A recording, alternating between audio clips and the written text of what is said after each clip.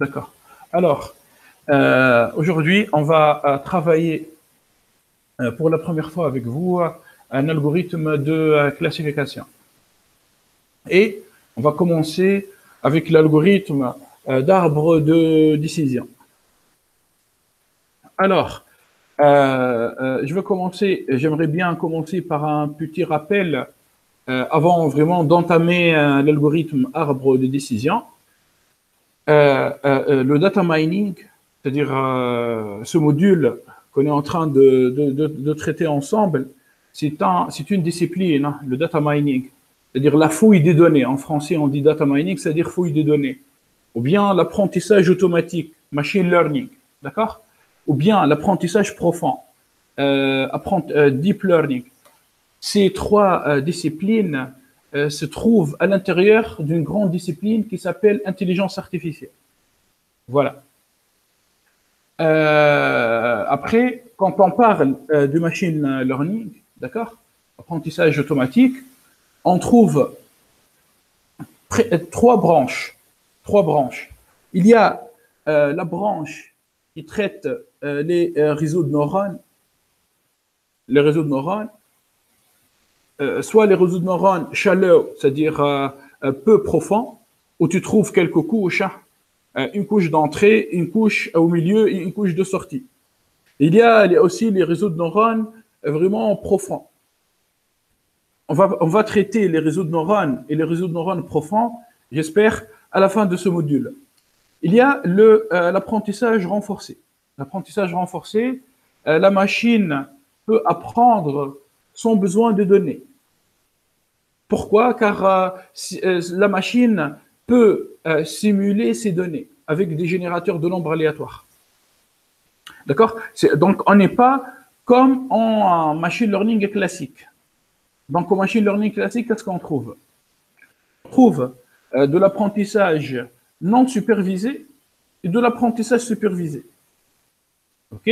Laissez-moi commencer par l'apprentissage non supervisé, où nous avons étudié deux thèmes. En apprentissage non supervisé jusqu'à maintenant, nous avons étudié deux thèmes. C'était quoi le premier thème? C'était la segmentation. Rappelez-vous de l'algorithme K-means.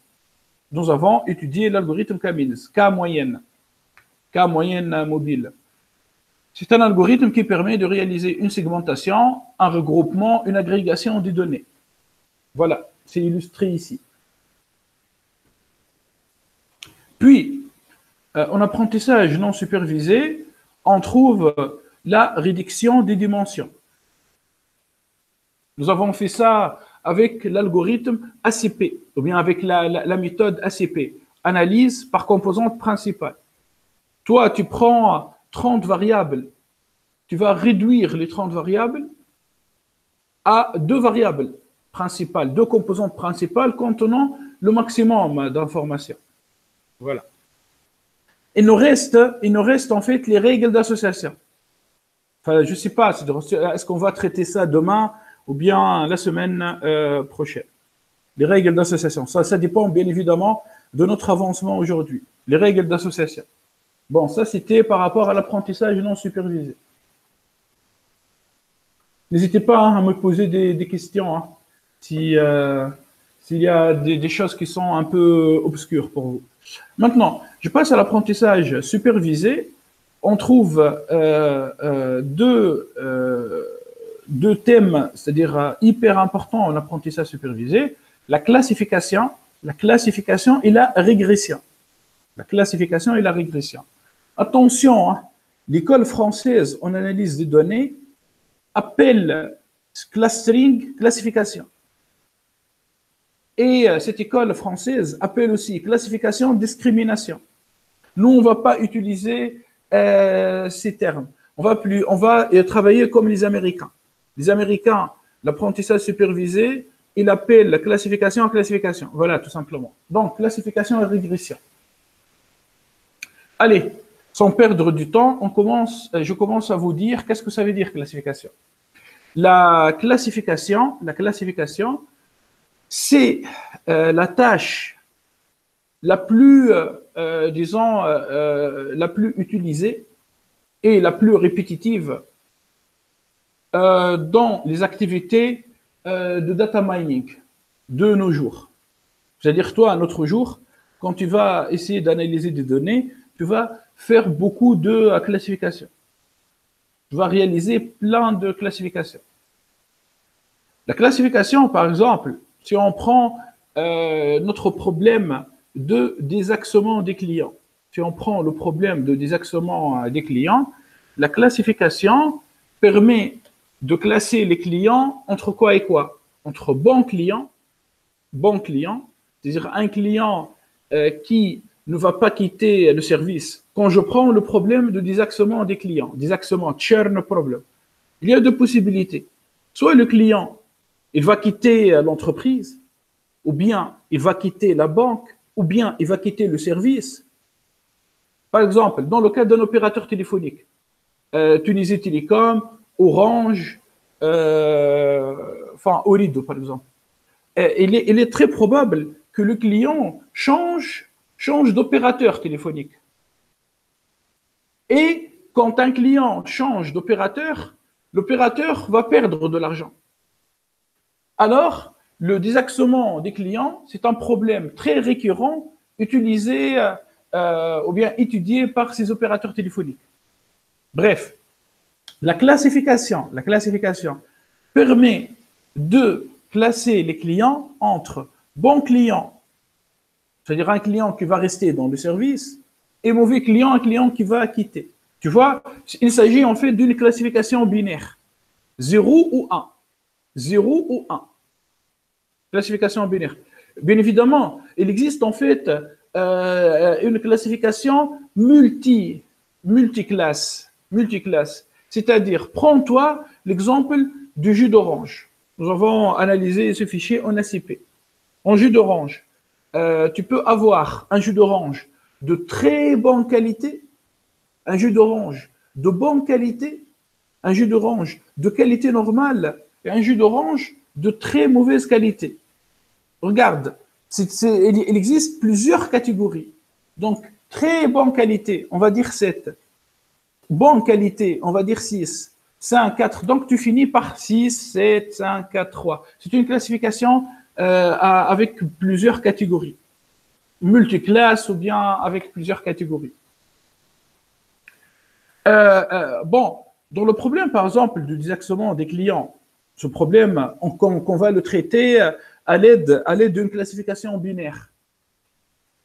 La classification nous permet de guider, voilà, notre promotion ou bien notre campagne de fidélisation des clients. Une fois que tu classes les clients comme des clients risqués qui vont quitter l'entreprise, c'est-à-dire des mauvais clients, eh ben, tu vas envoyer peut-être des emails ou bien des offres, voilà, à ces clients pour qu'ils restent dans l'entreprise. Donc, la classification va aider l'entreprise à augmenter son chiffre d'affaires. Voilà pourquoi cette tâche en data mining est une tâche stratégique. C'est une tâche stratégique qui fait partie, bien évidemment, de l'apprentissage supervisé. Allez, je commence en fait, je passe à quelques applications de la classification. Quelques applications. Donc, on trouve la classification partout. En traitement d'images au niveau des voitures autonomes, en vente en détail, retail business, dans les banques, en détection de fraude, en informatique, hein, peut-être ça vous intéresse. S'il y en a parmi vous des ingénieurs qui travaillent sur la sécurité informatique, la classification peut aider contre les intrusions, c'est-à-dire les attaques informatiques. On utilise la classification aussi en reconnaissance du texte et pour mesurer le risque financier.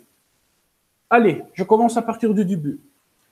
Par rapport aux voitures autonomes, toi, dans une voiture autonome, tu vas placer une caméra au niveau de la voiture.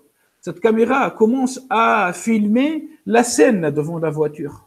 Cette scène, la vue devant la voiture, contient des piétons, contient des animaux, contient des enseignes, contient des obstacles. Quand toi, tu appliques un algorithme de classification, tu peux donner à la voiture le pouvoir de classer entre les piétons, c'est-à-dire l'existence d'un piéton au niveau de la route ou l'absence d'un piéton, l'existence d'un obstacle ou l'absence d'un obstacle. Tu vois, 1 ou 0, 1 ou 0. On parle en fait encore et toujours d'une classification binaire. Donc, quand la voiture va comprendre qu'il n'existe pas d'obstacle, c'est-à-dire, par exemple, la classe 0, elle va continuer à rouler. Elle continue à rouler. Par contre, quand il y a un obstacle, la voiture va s'arrêter. Voilà. Donc ça, c'est une application en voiture autonome. Maintenant, en vente en détail, retail business, la classification permet de mieux cibler les clients pour de nouveaux produits. Imagine, toi, tu travailles chez, par exemple, chez Carrefour, chez Leclerc, chez Marché U. Tu disposes d'une grande quantité phénoménale de données. Tu vas analyser ces données. Ce sont des données historiques, hein, c'est-à-dire des tables. Sur chaque ligne, tu as un client et à la fin, tu as une variable cible. Par exemple, si tu as un client qui a acheté un produit A, c'est un client qui n'a pas acheté le produit A. Ben, tu appliques la classification pour cibler les nouveaux clients à ce produit A. Et le but, c'est d'améliorer le chiffre d'affaires. Maintenant, dans le domaine des banques d'investissement, des compagnies d'assurance, la classification, par exemple, permet d'identifier les opérations frauduleuses. Je te donne un exemple, on fait d'une opération frauduleuse par carte bancaire. Toi, par exemple, d'habitude, chaque semaine, tu vas retirer, je ne sais pas moi, 600 € par semaine. Hein, et tu retires cette somme, par exemple, vendredi ou bien samedi. D'accord? Imaginons un jour, on te vole la carte de crédit. On te vole cette carte de crédit suite à une violence physique et on va t'obliger à donner le code. Bien sûr, le voleur de ta carte de crédit, il va au DAP, au distributeur automatique, et il va renseigner, il va saisir ton code. Après, au lieu de 600 € habituels, il va peut-être retirer 10 000 €. Il va essayer de retirer 10 000 €. Est-ce que cette opération est une opération normale? Non, car toi, d'habitude, tu retires toujours 600 €, 600 €, 600 € d'une manière hebdomadaire, chaque semaine. Et le client et le voleur, il va tirer peut-être 10 000 €. Alors, il est judicieux de placer un algorithme qui va contrôler le déroulement des opérations pour classer entre les bonnes opérations, les opérations ordinaires et les mauvaises opérations. Tu vois, la classification, elle est très importante ici. Je passe. Maintenant, en fait, en détection des attaques informatiques, la classification permet de classer entre les bonnes requêtes, c'est-à-dire toi, imaginons tu es ingénieur de sécurité informatique, tu as l'habitude de, voilà, tu veilles sur la sécurité d'une entreprise, une requête ordinaire va prendre par exemple 2 millisecondes. Le ping sur le serveur va prendre 2 millisecondes, cette opération. Par contre, une requête frauduleuse va prendre 10 millisecondes. Tu vois, la durée de communication avec le serveur est plus grande. Donc, il est hyper important de mettre un algorithme de classification pour détecter entre les requêtes traditionnelles, ordinaires, qui ne représentent pas de danger, et les requêtes frauduleuses, qui contiennent, par exemple, un virus. C'est hyper important. Hein? Bon, je passe. Maintenant, qu'est-ce que ça veut dire classifier? Qu'est-ce que ça veut dire réaliser une classification? Je vous donne ici à gauche Enfin, je vais zoomer l'écran. Toi, quand tu commences la tâche de la classification, tu vas travailler avec des données labellisées, c'est-à-dire des données ayant une variable cible. OK. Tu vas peut-être appliquer un algorithme ACP, une analyse par composante principale, afin de réduire les dimensions. Tu vas réduire les dimensions de ton fichier. Imaginons, tu vas finir par deux composantes. La composante numéro 2, la composante numéro 1. C'est-à-dire l'axe des X ici représente la composante principale numéro 1. L'axe des Y représente la composante principale numéro 2. C'est clair? Bon, alors, puisque les données sont labellisées, puisqu'on connaît la variable cible, n'oubliez pas, on est en apprentissage supervisé. Supervisé par quoi l'apprentissage? L'apprentissage est supervisé par la variable cible, 1 ou 0. Alors, nous avons deux classes. Et figurez-vous, je ne parle plus de groupe. On dit groupe dans le cas d'un apprentissage non supervisé. Dans le cas d'un apprentissage non supervisé, on dit groupe. Et dans ce cas-là, on ne peut pas distinguer entre les clients, car on travaille en aveugle. Il n'y a pas de variable cible. C'est-à-dire, les points sont toujours noirs. Enfin, c'est-à-dire de même couleur. Ça, c'était pendant la science Camils. Alors qu'aujourd'hui, les données sont labellisées. Nos clients sont coloriés, soit en bleu, soit en rouge. Voilà, on arrive à la différence fondamentale entre la segmentation et la classification. Okay. Il n'y a pas de questions. Ok, nickel. Allez. B, je répète. Toi, tu vas tracer un nuage de points. Ça, c'est un nuage de points. Scatterplot. Tu peux utiliser un scatterplot. Tu peux utiliser plot. Enfin, bref, tu me traces un nuage de points. B. L'axe des X ici peut représenter, par exemple, une variable, salaire. Salaire des clients. Les salaires des clients. Voilà. L'axe des Y peut représenter les dépenses des clients. Les dépenses des clients. Bien évidemment, on peut dire que l'axe des X va représenter la composante numéro 1, la composante principale numéro 1 de la CP. Et l'axe des Y va représenter la composante numéro 2 de la CP. Nous avons deux classes. Voilà. Une classe en bleu, on va dire il s'agit des bons clients. Et une classe en rouge, il s'agit des mauvais clients, ou bien d'une autre classe des clients. Bon, regardez, quand le salaire augmente, on voit, et quand les dépenses augmentent, on voit l'existence d'une classe. Là, il y a en fait un nombre bien déterminé de clients. Nous avons envie de distinguer. Voilà, on veut écrire un algorithme ou bien on veut utiliser un modèle mathématique qui va nous permettre de distinguer entre cette classe et cette classe. C'est clair? Bon, un autre point. Regardez, s'il vous plaît, bien l'axe des X.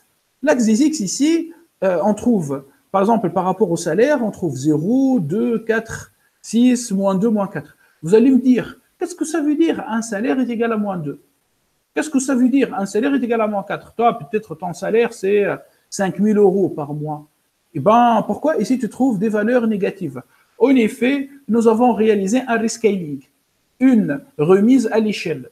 Et là, je t'envoie à la séance de la semaine, aux deux séances de la semaine passée. Les 2 semaines, enfin, pendant la semaine passée, nous avons travaillé la préparation des données. Donc, quand on applique un algorithme comme Standard Scaler, c'est-à-dire je soustrais la valeur moyenne et je divise par l'écart type, on obtient des valeurs comme ça centrées, positives et négatives. Donc, même que cette variable est centrée, donc il y a des valeurs négatives et positives, cette variable peut représenter, par exemple, le salaire d'un client. C'est clair? Bon. Allez. Donc, je disais, on va appliquer un algorithme pour distinguer entre ces deux classes, donc on finit par une droite.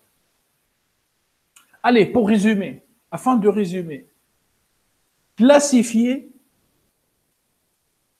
c'est dresser, tracer des frontières de décision, boundary decision, tracer des frontières de décision, une droite. Ici, les données sont linéairement séparables. Les données, heureusement pour nous, hein, c'est facile, sont linéairement séparables. Il suffit alors de tracer une droite. Il suffit alors de tracer une droite pour distinguer entre les deux classes des clients. Donc, je vais vous montrer juste dans le slide d'après un exemple où il est impossible de distinguer entre ces deux classes à l'aide d'une droite. Je répète, réaliser une classification consiste à tracer des frontières de décision. Ces frontières de décision permettent de distinguer entre deux classes, ou bien entre plusieurs classes des clients. C'est clair? Bon, je dézoome. Donc voilà le slide 7. Et je passe en fait au slide numéro 8. Le slide numéro 8. Regardez. Là. Je vous montre en fait deux nuages de points. Un nuage de points à gauche et un nuage de points à droite. OK. Le nuage de points à gauche, on trouve des clients rouges, des points rouges, on trouve des points verts ou bien des clients verts. Eh bien, il ne s'agit pas d'un apprentissage non supervisé, car les points sont colorés. Bon, ça c'est numéro 1. Donc, je suis en train de répéter la différence fondamentale entre la classification et la segmentation. D'autre part, quand tu regardes, toi, le nuage de points à gauche, et tu regardes le nuage de points à droite, en réalité, ces deux lots de données représentent quoi, d'après toi? Eh bien, le lot de données à gauche représente le X-train, le lot de données d'entraînement. Le lot de données à droite représente le X-test, le lot de données utilisé pour tester le modèle. Là, tu vas me demander pourquoi à droite, enfin à gauche, le nombre de points est plus grand que celui à droite. En fait, tout simplement, tu peux revenir à la semaine passée, aux deux séances de Feature Engineering, et je te rappelle que quand on a utilisé la fonction train-test-split, j'ai expliqué qu'on choisit de manière générale un test size est égal à 20%, 30%, 33%, enfin un tiers, quoi. Donc, le lot de données d'entraînement doit contenir un grand nombre de données par rapport au lot test. Est-ce que c'est clair, hein? S'il vous plaît, hein? Je suis en train de... Je parle là sur des notions très compliquées. Si vous avez oublié ou bien si c'est très compliqué, arrêtez-moi. C'est-à-dire parler, hein? Aucun problème. Bon. Donc voilà, donc la distinction là entre nuage de points à gauche, nuage de points à droite, c'est X-trait, Y-trait, X-test, Y-test. En bas aussi, hein. B. Allez, je reviens en haut. Concentrez-vous et regardez-moi ça bien. Regardez-moi ce nuage de points correctement. Et dites-moi, est-ce qu'on peut réaliser une classification de ce nuage de points, c'est-à-dire des points rouges et des points verts, à l'aide d'une droite? Avant, hein, dans le slide d'avant, c'était possible. Dans le slide d'avant, c'était possible. Pourquoi? Car les données étaient linéairement séparables. C'est clair? Alors qu'ici, on voit par exemple l'existence d'un client rouge dans une région où il existe une majorité des clients verts. Aussi, par rapport à ce point-là, c'est un point rouge qui se trouve dans une région où il y a une majorité des points verts. Et ça, c'est une vérité, hein. C'est-à-dire que ce sont des données historiques. Tu peux pas dire, tiens, c'est une erreur. Non, c'est pas une erreur. Ça, c'est un vrai client. C'est un vrai client rouge qui se trouve dans une zone où il y a une majorité des clients verts. Apparemment, tu as compris que l'utilisation d'une droite dans ce cas n'est pas vraiment, ne donne pas des meilleurs résultats. Car on va réaliser des erreurs, on va se tromper pendant la classification. Donc là, on va classer par exemple ce point rouge, ce point rouge, ce point rouge, ce point rouge, c'est-à-dire tous les points rouges que sont à droite, on va les classer à tort dans la catégorie des points verts. C'est clair? Et vice-versa, par rapport à ces points verts, leur classement est erroné. Là, je passe à un autre point. Oui, un algorithme de classification peut se tromper. Oui, ça c'est une réalité. On peut se tromper pendant une classification. Même pendant l'étape de test. Regardez là, le point rouge ici et le point vert ici. À cet égard, qu'est-ce qu'on fait pour améliorer la classification? Donc, on va utiliser des frontières de décision qui sont non linéaires. Des frontières de décision qui sont non linéaires, très compliquées. Je peux en fait vous montrer d'autres frontières de décision. Allez. Ils sont dressés par l'algorithme arbre de décision. Voilà. Là, il s'agit en réalité d'une frontière de décision, enfin des frontières de décision tracées avec un arbre de décision. Donc, en jaune, on trouve, par exemple, les points qui sont majoritairement rouges, et en vert, là, c'est-à-dire en bleu, en cyan, on trouve les points en vert. Et tu vois bien que les frontières de décision ne sont pas linéaires. Allez, je reviens au cours. Bon, continue. Maintenant, comment on peut réaliser cette classification? Afin de réaliser cette classification, nous avons des algorithmes informatiques et nous avons des modèles mathématiques. Et nous avons un grand choix. Le choix vraiment est multiple. OK. Allez, je commence par les algorithmes mathématiques. Quand je parle d'un algorithme, enfin d'un modèle mathématique, modèle mathématique. Un modèle mathématique, c'est un modèle où on réalise en fait des opérations mathématiques, c'est-à-dire on fabrique un estimateur, on dérive, on calcule le gradient, puis on calcule une matrice hessienne.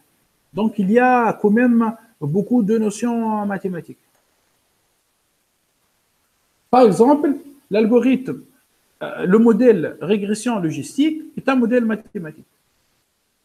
L'algorithme support vector machine est un modèle mathématique. D'accord? Par contre, comment je te parle de l'algorithme KNN, K plus proche voisin, c'est un algorithme informatique basé sur la similarité, c'est-à-dire sur des calculs, sur le calcul des distances. Toi, tu vas prendre tes points, tu commences à calculer des distances, et puis tu vas séparer entre ces points. Ah, ça te rappelle quoi, cet algorithme? Ça va te rappeler l'algorithme K-means. L'algorithme K-means, utilisé en segmentation. Attention, KNN, c'est pour la classification. K-means, c'est pour la segmentation. Je passe. L'arbre de décision est un autre algorithme informatique. Decision tree ou bien arbre de décision. Cet algorithme est basé tout simplement sur quelque chose que tu as étudié en fait quand tu étais jeune, hein, en bac plus 1, bac plus 2, et ben l'arbre binaire. Rappelle-toi de l'arbre binaire. Quand tu as commencé l'informatique, tu as étudié le paradigme récursivité. Enfin, il y a le paradigme itératif, il y a le paradigme récursif. La récursivité est un paradigme très très connu en informatique. Et comme application, je pense que tu as implémenté un arbre binaire. Donc, l'arbre de décision, c'est tout simplement l'application de cet algorithme arbre binaire dans une classification. Et je vais t'expliquer comment on réalise cette application. D'accord. Et cet algorithme est très performant. C'est un algorithme qui donne des bons résultats. Puis, il y a le naive Bayes. C'est un algorithme qui se base sur des probabilités. Je continue. On trouve maintenant la forêt aléatoire. En fait, comme son nom indique, forêt. Qu'est-ce qu'on trouve dans une forêt? On trouve plein d'arbres. Donc, l'algorithme forêt aléatoire utilise beaucoup d'arbres de décision. 100 arbres de décision. 200 arbres de décision. C'est-à-dire, on va collaborer tous ces algorithmes d'arbres de décision pour réaliser la classification. Je continue. Puis, on trouve en fait des algorithmes exotiques comme l'IGBM, Light Gradient Boosting Method, CatBoost, XGBoost, AdaBoost, Adaptative Boosting. Bon, quand tu lis les noms de ces algorithmes, ça fait peur. Ce sont des algorithmes très poussés, très évolués. Et ce sont des algorithmes qui donnent les meilleurs résultats sur le marché. Bien sûr, en machine learning, hein, pas en deep learning.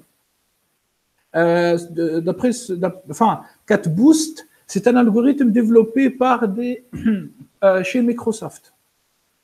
Chez Microsoft, par des Chinois. Après, il y a l'IGBM, c'est un algorithme développé par des Russes. Si toi, tu veux avoir des meilleurs résultats dans la classification, soit tu utilises Random Forest, forêt aléatoire, ou bien tu vas utiliser l'IGBM, CatBoost, XGBoost et AdaBoost. On va étudier ça après. Ce sont des algorithmes hyper puissants. Sinon, on trouve aussi l'apprentissage profond avec ces réseaux de neurones. Et en fait, c'est une autre histoire. Ce sont des algorithmes qui donnent aussi des meilleurs résultats, mais qui font partie du deep learning. Nous, aujourd'hui, on va étudier en fait l'algorithme arbre de décision. Enfin, on va commencer à étudier l'algorithme arbre de décision. Voilà, allez. Et bon, avant de passer, s'il vous plaît, retenez, s'il vous plaît, l'algorithme forêt aléatoire. Il est très puissant. Et ces algorithmes. L'IGBM, CatBoost, XGBoost, AdaBoost. Je passe. Comment fonctionne un arbre de décision? Bon, je te montre ici un nuage de points. C'est un nuage de points. Donc, apparemment, il existe deux classes. Les clients rouges, représentés ici par des losanges, et les clients bleus, représentés par des cercles. Première question, est-ce qu'on peut distinguer entre ces clients, c'est-à-dire est-ce qu'on peut séparer ces clients avec une droite? Non, il est impossible de séparer ces clients avec une droite. Car les données sont non linéairement séparables.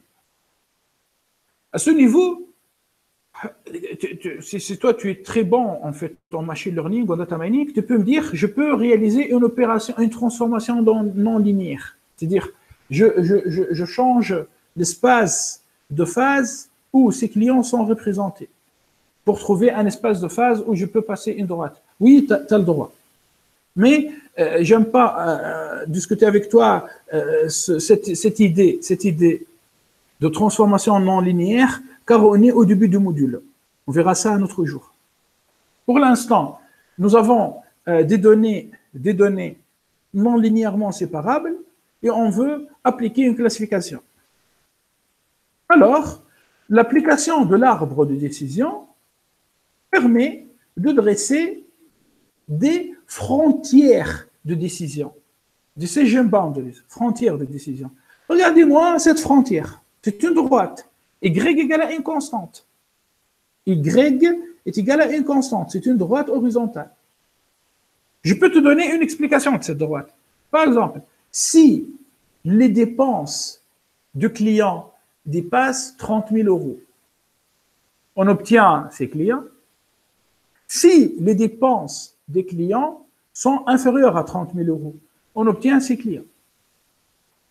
Bon, quand on trace cette droite horizontale, est-ce qu'on arrive à réaliser une classification pure, c'est-à-dire de demi-plan en haut. Si je prends, moi, le demi-plan en haut, non. Avec cette droite horizontale là, en vert, là, cette droite horizontale, on voit qu'il existe quand même un mélange entre les clients. On est obligé d'ajouter une deuxième règle de décision, c'est-à-dire une deuxième frontière de décision. Donc, on va ajouter une droite verticale. On va dire, si le salaire du client dépasse 100 000 euros, j'obtiens les points bleus. Si le salaire du client est inférieur à 100 000 euros, j'obtiens les clients rouges. Tu vois? Donc, et pour la deuxième partie du plan, la moitié en bas, on voit que cette droite horizontale ne donne pas une séparation pure, puisque les points rouges et les points bleus sont mélangés. Alors, on doit dresser une troisième frontière de décision, donc cette droite verticale. Bon, on va dire, si le salaire du client est inférieur à 50 000 euros, j'obtiens les clients bleus. Si le salaire du client est supérieur à 50 000 euros, on obtient des points rouges. Et finalement, l'arbre de décision va réussir à séparer entre les clients bleus et les clients rouges. Voilà qu'est-ce que ça veut dire un algorithme d'arbre de décision. C'est un algorithme en fait qui possède des avantages et qui dispose des inconvénients. Enfin, je ne veux pas traiter ça car j'ai envie vraiment de passer vraiment à l'acte, au code. Alors, regardez-moi cet arbre qui explique l'utilisation de l'algorithme arbre de décision.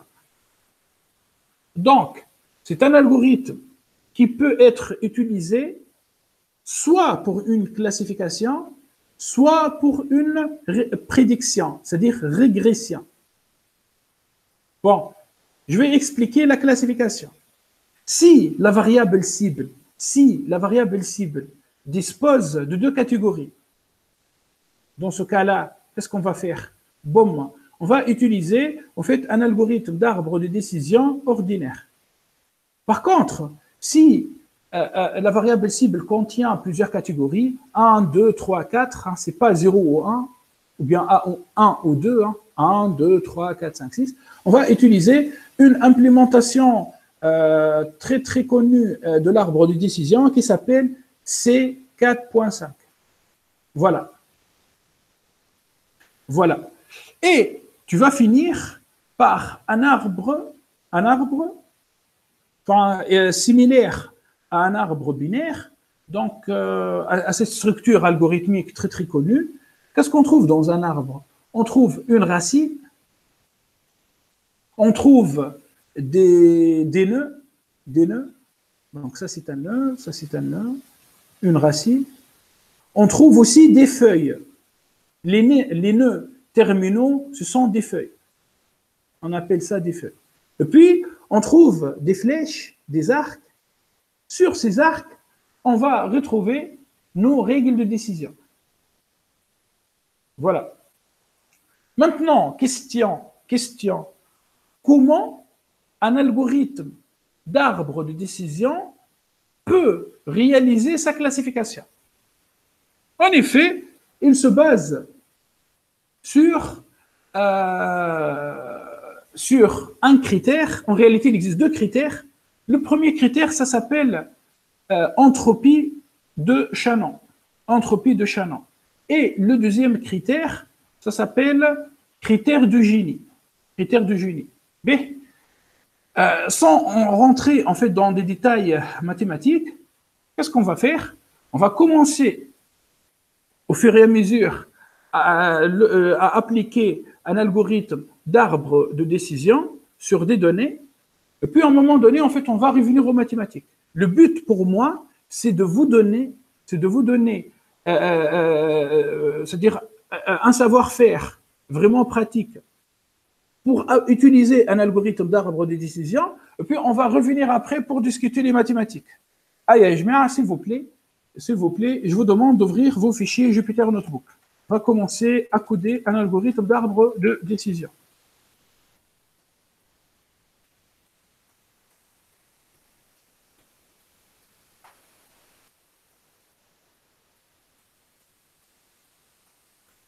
Si vous avez des questions, n'hésitez pas.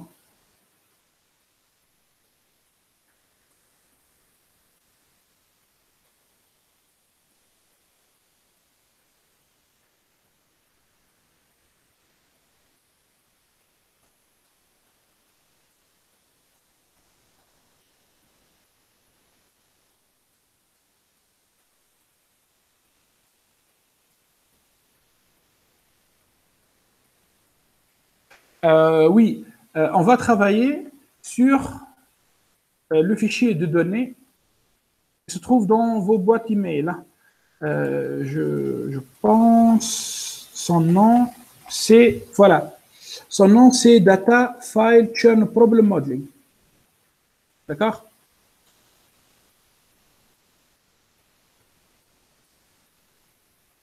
Un fichier .csv.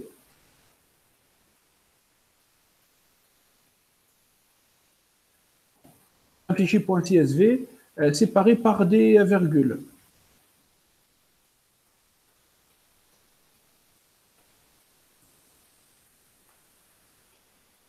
Donc, je zoome un peu.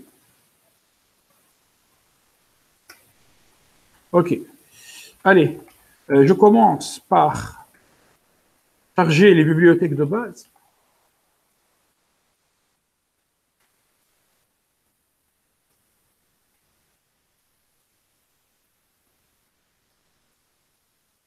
Bon, tout ça, vous le connaissez. Hein. Nous avons étudié ça pendant les séances passées.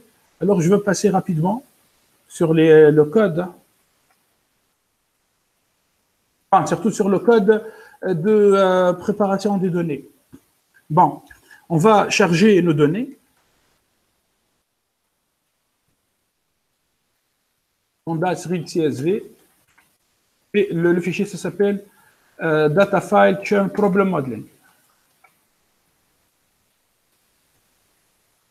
Maintenant, voilà nos données, d'accord? Quand même, il faut jeter un coup d'œil sur les données. Je vous conseille de me suivre tout le temps. Hein. Essayez toujours de regarder les données. Donc voilà notre fichier. Hein. On trouve les 5 premières. Là, on voit les 5 premières lignes, les 5 premières lignes et les 5 dernières lignes. Et les colonnes. Et on va à la fin, on trouve à la fin notre variable cible. C'est-à-dire, est-ce que le client a quitté, exited? Est-ce que le client a quitté l'entreprise, 1, ou bien le client a resté dans l'entreprise, 0. Ou bien dans le service. Hein. Il faut quand même regarder la taille du fichier, 10 000 clients, 10 000 lignes, 14 colonnes. Je n'ai pas envie aujourd'hui de réaliser la compréhension des données. Nous avons fait ça dans une autre séance. On va passer directement à la préparation. À cet égard, j'aurai besoin des noms des colonnes. Row number, customer ID et surname.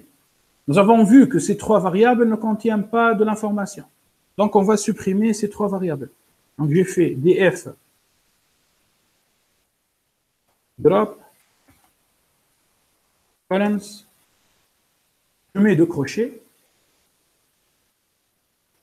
Je sélectionne ces 3 colonnes et je lui dis in place égale à true. C'est bon. J'ai réussi en fait à supprimer les 3 premières colonnes. Maintenant, c'est quoi le problème? Je répète, j'ai supprimé ces 3 colonnes car ces 3 colonnes ne contiennent pas de l'information utile. Voilà. Maintenant, nous avons 2 colonnes qualitatives. Il faut encoder ces 2 colonnes.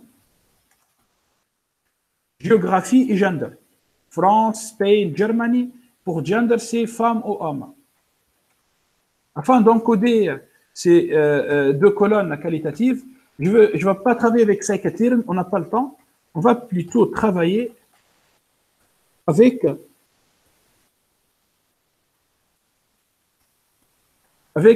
pandas getDummies. C'est une fonction hyper rapide. Géographie.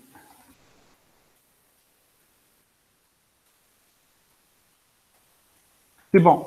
Tu vois, en une seule ligne, on encode nos variables qualitatives. J'aurais besoin en fait des paramètres de getDummies, car j'ai oublié. Ah voilà, de l'obfirst. Bon, ici nous avons, enfin, rappel rapide, par rapport à la variable géographie, nous avons 3 catégories, donc 3 colonnes. Ces 3 colonnes sont mutuellement corrélées. Vous risquez de tomber dans ce qu'on appelle the dummy variable trap. À cet égard, on va supprimer une colonne parmi ces 3. Tu choisis n'importe laquelle. Bon, on va supprimer la première colonne, on va supprimer la France. D'accord? Maintenant, pour la variable gender, femme ou homme, nous avons 2 catégories, femme et homme. Quand tu fais un encodage, tu passes à 1 ou 0. On passe à 2 colonnes. C'est one hot encoder. Malheureusement, donc, bon, si c'est pas un homme, c'est une femme. Si c'est pas une femme, c'est un homme. Hein. C'est corrélé. Donc, on va supprimer la première colonne. Tu peux supprimer n'importe laquelle. Là, on va supprimer la première. Et ben, on va supprimer les femmes. Exécute. Et ben, voilà notre data frame. Germany, Spain et homme. Allez, je vais mettre ça rapidement dans un data frame. Je vais l'appeler DF quali, par exemple. DF qualitatif. C'est bon. Je reviens à mon data frame et je vais dropper, supprimer les colonnes géographie et gender.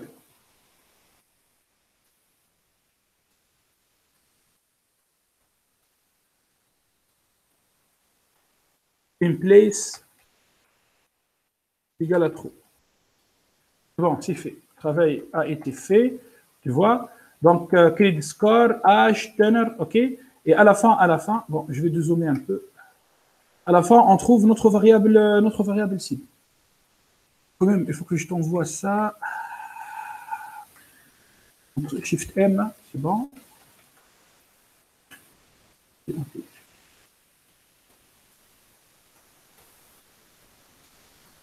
Allez, je continue. Maintenant, qu'est-ce qu'on va faire? D'une part, j'ai mon data frame. D'autre part, j'ai un autre data frame qui contient les variables qualitatives.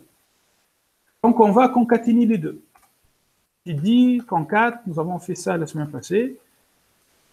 df quali, virgule df et access est égal à 1. Voilà. Donc, je réalise la concaténation de df quali à droite de df. Avec access égal à 1. Et j'appelle ça df, par exemple, final. Voilà donc notre data frame sur lequel on va travailler. Voilà. Maintenant, qu'est-ce qu'on remarque? Notre lot de données contient une variable cible. OK, c'est de l'apprentissage supervisé. Hein. Ça, c'est Y. Après, je vais mettre exited, c'est-à-dire l'état des clients dans une colonne Y. Puis, j'ai plusieurs variables explicatives. Il y a des variables continues, comme le salaire, 101 348,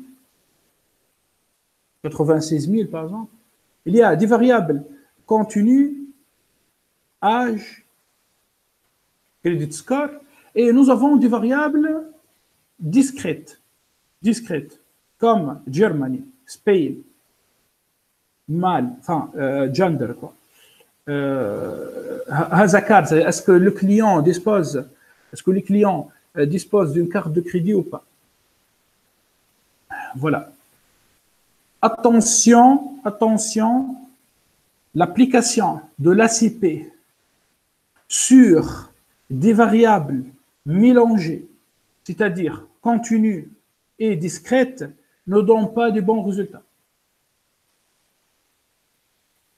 Il sera faux, on va trouver des résultats de n'importe quoi si on va appliquer l'ACP sur ces variables mélangées. L'ACP, on l'applique sur des variables continues, des variables réelles continues. Sinon, il faut appliquer une autre technique qui s'appelle l'AFM, analyse factorielle multiple. Bon, allez, qu'est-ce que je vais faire? Je vais diviser. Je continue dans la préparation des données. Donc, je vais diviser mon lot de données en X et en Y. Donc, c'est quoi Y? Y, c'est la dernière colonne. Comment je fais? J'utilise la fonction iloc. Je lui dis, donne-moi toutes les lignes et la dernière colonne. Pour X, en utilisant iloc, je vais lui demander toutes les lignes, puis je commence à partir de la première colonne, 0, jusqu'à moins 2. Attention, en Python, quand tu mets un indice, quand tu essaies de faire le slicing de tes tableaux en Python, quand tu mets ici moins 1, il fait moins 1, c'est-à-dire moins 2. Il va faire indice moins 1. C'est clair? Bon. J'exécute. C'est bon. La commande a marché.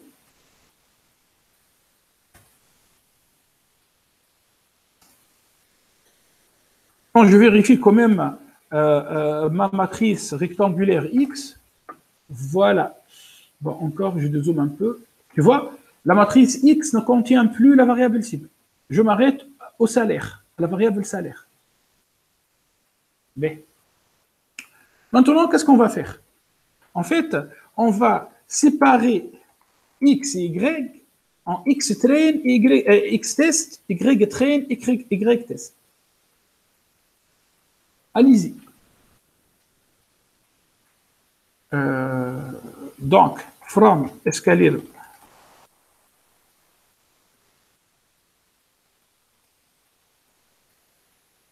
model selection.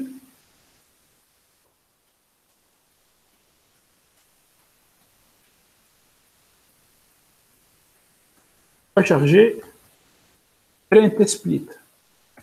Puis, je vais préparer les deux lots de données, X-train, Y-train d'une part, X-test, Y-test d'autre part. X, virgule, Y, puis test size, j'écris test size égal à, par exemple, 20%, et random state, le but, quand même, c'est d'avoir en fait les mêmes résultats dans notre classe. Donc, s'il vous plaît, choisissez un random state égal à 1. Bon, j'exécute. Cela me permet de récupérer 4 tableaux.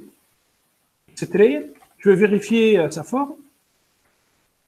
811. Tu vois? Donc, AT est égal à 0. Au début, nous avons commencé avec 10 000 lignes, avec 10 000 clients. Pas mal, hein? Beaucoup de données, 10 000 clients. Là. 10 000 clients, c'est beaucoup de données. C'est-à-dire qu'on peut récupérer beaucoup de choses intéressantes à partir de 10 000 clients. À partir de ces 10 000 clients, nous avons divisé ce lot initial en deux. 8 000 qui vont servir pour entraîner le modèle et 2 000 pour tester le modèle. Allez, on va vérifier X-test. Je viens ici.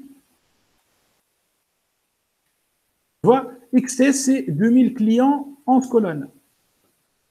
On va vérifier Y-tray.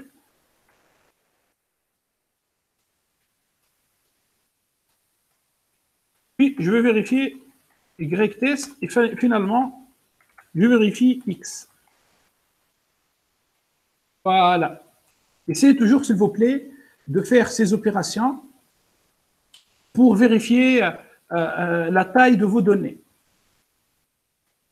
Dans un PFE, ou bien dans une présentation de data mining. Toi, un autre jour, quand tu vas vendre un produit data science, par exemple, à un client, tu auras intérêt de lui montrer des caractéristiques de la base des données, le nombre des clients, le nombre des variables, la nature des variables. C'est clair? Et c'est facile avec Python. Voilà. Voilà. Bon, là, vous allez peut-être me demander, est-ce qu'il existe des valeurs manquantes, hein? Bon, nous avons vu ça, en fait, il suffit de faire is nul ou bien is na, .sum. Et aujourd'hui, en fait, on travaille sur un lot de données qui ne contient pas de valeurs manquantes. Donc, c'est bien. B. Allez, c'est bon, là, maintenant, nous avons X-train, X-test, Y-train, Y-test. Qu'est-ce qu'on fait? Il nous reste maintenant une seule étape dans la préparation des données avant de passer à la modélisation. Il existe une seule étape dans la préparation des données avant de passer à la modélisation. Cette étape consiste à faire le rescaling. T'explique. Regarde. Quand toi, tu fais, par exemple, Xtrain, .describe, tu vas obtenir quelques estimateurs statistiques simples, comme moyenne, écart type et tout. Aujourd'hui, je ne veux pas travailler ni avec la valeur moyenne, ni avec l'écart type, ni avec la médiane. Je veux plutôt commenter la valeur minimale et la valeur maximale. Regardez, par exemple, c'est quoi la valeur maximale de Germany? Ici, c'est 1. C'est une variable binaire, 0 ou 1, donc 1. La valeur maximale sur Spain, 1 aussi. Sur Mal, 1. Maintenant, sur Credit Score, c'est 850. Maintenant, sur âge, 92, le client le plus âgé possède 92 ans. Puis, je viens ici au salaire. Regardez, la valeur maximale, c'est 200 000. Question, est-ce qu'il est logique de garder ces différentes variables, salaire, âge, credit score, et ces variables binaires, avec ces échelles différentes? Bien sûr que non. N'importe quel algorithme utilisé va se déstabiliser. À cet égard, qu'est-ce qu'il faut faire? Il faut réaliser un rescaling. C'est-à-dire, on doit transformer toutes ces variables et les ramener à la même échelle. Voilà. On va faire ça. Donc, je viens ici. Et qu'est-ce que je fais? Voilà. Donc, je vais écrire rescaling et variable. C'est-à-dire remise à l'échelle. Donc, from scikit-learn, point preprocessing, on va charger standard scaler. S majuscule, c'est une classe. J'écris SS, standard scaler, d'accord? Puis, SS, bon, je vais quand même exécuter cette case. Je vais exécuter cette case. Et c'est ici, en fait, c'est un objet de type standard scaler, enfin, de la classe standard scaler. Donc, quand on dit objet, on dit méthode. Vas-y, tu fais ss.tab, tu obtiens toutes les méthodes. Fit transform, get params, inverse transform, partial fit, et ainsi de suite. La semaine passée, nous avons utilisé fit transform. Aujourd'hui, on va utiliser transform. Bon, je t'explique. Qu'est-ce que je vais... j'applique sur quoi fit transform? J'applique fit transform sur X-ray. Clair? Attention, on va appliquer ça une seule fois. Donc, X-train va recevoir ss.fit_transform. Maintenant, transform pour X-test, je vais plutôt utiliser la méthode transform. Bon, je vais quand même changer, je vais changer les noms de X-train. C'est-à-dire, au lieu de X-train, j'écris X-train SS. Et pour X-test, pareil, je fais X-test SS. Allez, j'exécute. Ça va? Normalement, tout est bien. OK. Allez-y, on va vérifier le type de X-train. C'est un tableau NumPy. Un tableau NumPy. OK. Si je visualise, j'essaie de visualiser quelques lignes de X-train, je trouve, voilà, des valeurs 1,7, moins 0,5, 0,9. Tu vois? Par contre, si on visualise X-train, si on visualise X-train, on va trouver 1, 0, 0, 628, et ainsi de suite. Bon, pour le tableau NumPy, j'utilise le point values. Donc, cette ligne, en réalité, correspond à cette ligne. Alors, le salaire qui était 124 000 euros est devenu 0,42. Tu vois la force de rescaling. On va ramener toutes les variables à la même échelle. Il faut toujours faire ça, après il faut vérifier, hein, je vous conseille. Allez, on passe. Maintenant, il existe un autre point. Vous allez me demander pourquoi je n'ai pas appliqué le rescaling sur Y-train. En effet, en classification, la variable cible est souvent une variable discrète. On n'applique pas le rescaling, la remise à l'échelle sur une variable discrète. C'est une remarque hyper importante, donc je vais le marquer ici dans le fichier. Donc je vais écrire, attention, on applique, enfin en classification, la variable cible est une variable discrète. Enfin, dans notre cas binaire, hein, dans notre cas des binaires, 0 ou 1. Donc, on n'applique pas les transformations d'échelle. Voilà, donc on l'applique pas.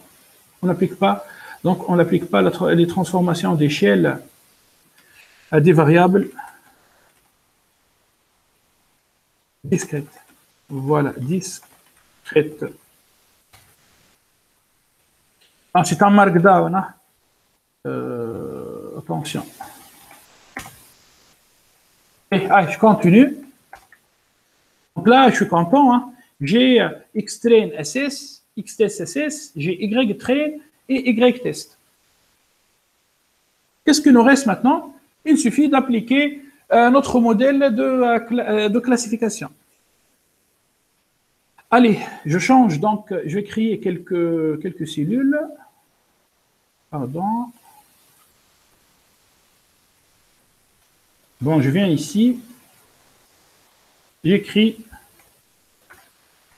modélisation à l'aide de l'algorithme arbre de décision. C'est important, hein? Il faut connaître cet algorithme. Donc, qu'est-ce qu'on va faire?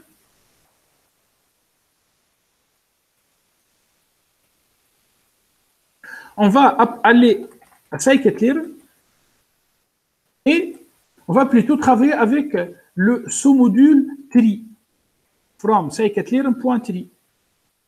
Et on va charger cette classe DCGeometry Classifier. Bon, je répète pour avoir en fait ces couleurs. Voilà, DCGeometry Classifier. Donc, quand toi tu écris des majuscules E, tu appuies sur Tab, Autocompletion, tu obtiens DCGeometry Classifier et DCGeometry Regressor. Qu'est-ce que ça veut dire ça? Ça veut dire en fait que l'arbre de décision, cet algorithme, permet de réaliser une classification, il permet aussi de réaliser une régression. C'est hyper important hein, de dire ça. Aujourd'hui, on va utiliser DCGeometry Classifier. Voilà. Donc, je vais instancier cette classe. Hein. Regardez, là, il y a un D majuscule. Donc, par convention, il s'agit d'une classe. J'appelle ça, par exemple, DCGeometry, DT. Hein, DT. DCGeometry, DT. Et j'instancie cette classe avec ses attributs par défaut. Bon, Shift Entrée. Et on va discuter les attributs de cet algorithme. Donc, avant de regarder les attributs qui se trouvent dans cet algorithme, il suffit d'exécuter DT. Tu fais DT, Shift Entrée. Regardez, il existe en fait plein de paramètres. Plein de paramètres. Il y a le critère de Gini. Ne vous inquiétez pas, je vais vous expliquer tous ces paramètres. Il y a le critère de Gini. Et on peut aussi trouver le critère d'entropie. Bon, donc je reviens à l'instanciation et j'écris entropie. Tu vois, il existe en fait, il a accepté. Donc ça veut dire qu'il existe un autre critère, critérium, qui permet de réaliser la classification, qui s'appelle entropie. Par défaut, hein, si je mets rien, par défaut, l'algorithme va choisir le critère du Gini. Puis, il y a le max depth, c'est-à-dire la profondeur de l'arbre. Bon, ici, cet arbre, c'est quoi sa profondeur? Elle dispose d'une profondeur de 3. Il y a 3 étages. Hein. Un étage, 2 et 3. 3 étages. Donc, profondeur de 3. Donc, toi, tu peux, par exemple, fixer une profondeur. Tu vas dire, il ne faut pas dépasser 3, il ne faut pas dépasser 30, il ne faut pas dépasser une valeur bien déterminée. OK, max feature, ça veut dire, tu fixes le nombre de variables que l'arbre de décision va utiliser pour réaliser la classification. Nous, ici, dans notre cas, quand je prends df.shape, nous avons, non, df final, je travaille avec df final. Avec df final, regardez, avec df final, nous avons 11 variables. En réalité, la variable numéro 12, c'est une variable, c'est la variable cible. Bon, je travaille avec x, c'est mieux. Quand on prend les variables, nos variables de décision, ou bien explicatives, nous avons 11 variables. Toi, ici, avec le paramètre max features, tu peux dire, j'ai envie de travailler avec les 11 variables, ou bien je travaille avec 10 variables, ou bien je travaille avec 5 variables. Tu peux fixer ça. Tu peux fixer cette valeur. Maintenant, max leaf nodes, ça permet de te fixer le nombre des feuilles. Je rappelle que leaf, ça veut dire feuille, c'est un nœud terminal. Un nœud, en fait, chaque nœud dans un arbre dispose d'un père et d'un fils. OK?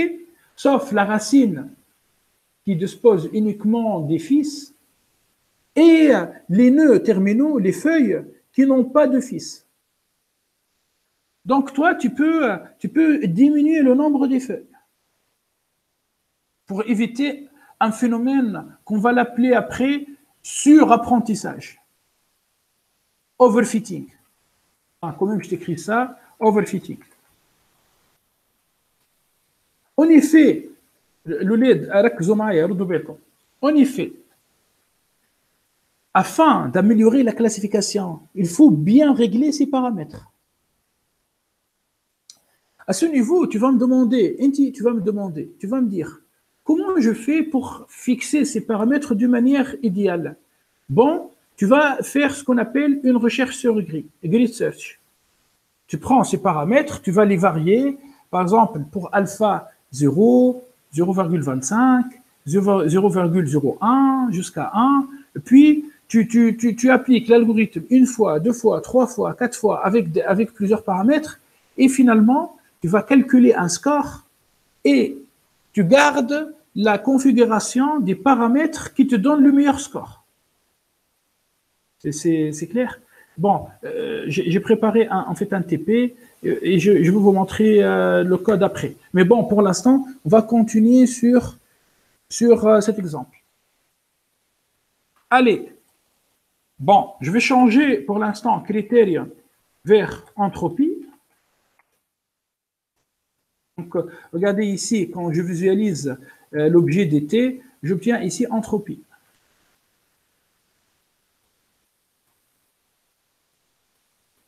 D'accord.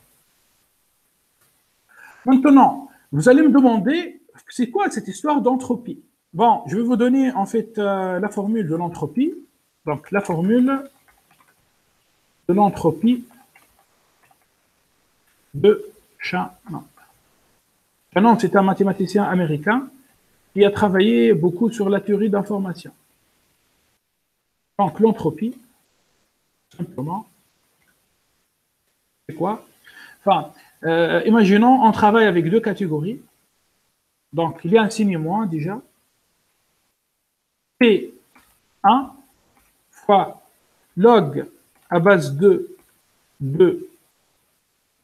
P1 plus P2 fois log à base de simplement P2. J'exécute. Voilà la formule de l'entropie. Bon, il existe en fait, enfin, je ferme les parenthèses. Voilà, voilà la formule de l'entropie.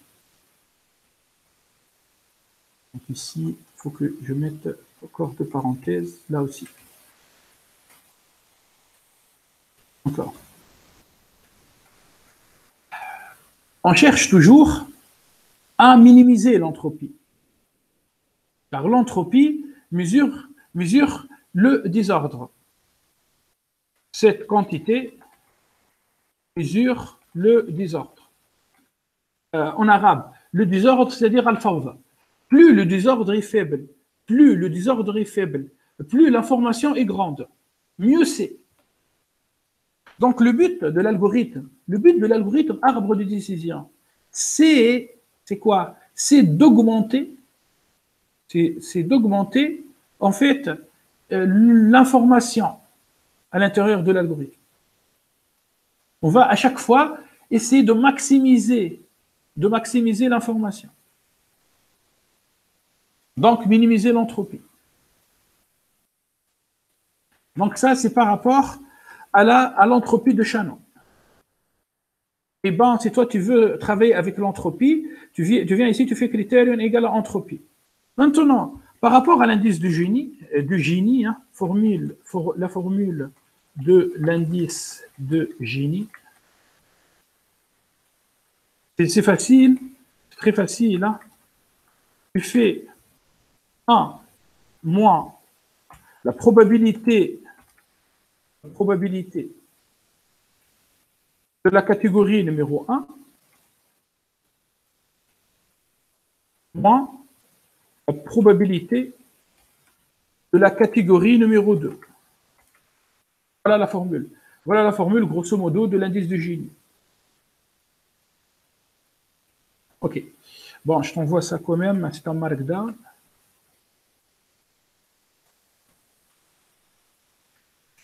Voilà. Donc, dans un arbre de décision, soit tu travailles avec l'entropie ou bien avec l'indice de Gini. OK? Donc, c'est bon, là, notre arbre de décision, l'objet est déjà prêt. On va commencer notre entraînement. Alors, pendant la modélisation, nous avons une étape d'entraînement, puis nous avons une étape de test,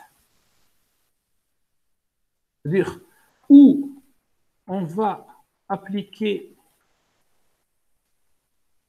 l'algorithme entraîné sur le lot de test. Puis, il existe une autre étape d'évaluation. Allez, répétez après moi. Entraînement, test, évaluation. Train, test, evaluation. Train, test, evaluation. Voilà. Après, si toi, tu disposes d'une nouvelle base de données, on va parler d'une validation. Bon, ici, moi, j'ai divisé l'ensemble des données en deux lots, 8000 et 2000. Allez, je commence l'entraînement. Je prends dt, l'objet, et j'utilise la méthode fit transform. Pardon, fit. La méthode fit. Et je vais lui donner xtrain ss et aussi ytrain. Appelez-vous, hein, nous avons vu ça la semaine passée. Afin d'entraîner le modèle, on va utiliser xtrain, ytrain. N'oubliez pas, nous avons xtrain, ytrain, xtest, ytest. Pour l'instant, j'utilise xtrain et ytrain. Bon, j'exécute le code, c'est bon. Là, mon algorithme ne m'affiche pas d'erreur. Je peux mettre un point-virgule pour supprimer cette sortie. C'est bon, là, j'ai fini l'entraînement. C'est-à-dire, j'ai fabriqué mon arbre. Je vais vous montrer, là, dans quelques minutes, comment on fabrique l'arbre. B. Allez, je passe. Maintenant, pendant l'étape de test, j'ai xtrain et ytrain. J'ai xtest et ytest. Xtrain et ytrain ont été utilisés dans l'entraînement. Qu'est-ce qu'il nous reste? Il nous reste xtest et ytest. Dans le test, on va cacher ytest. Attention, dans le test, on ne va pas utiliser ytest. Regardez, donc, je vais utiliser fit predict.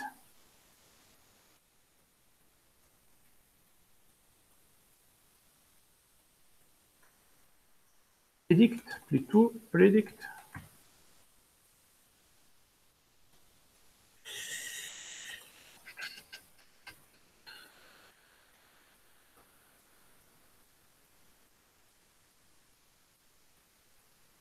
Voilà, on va utiliser predict.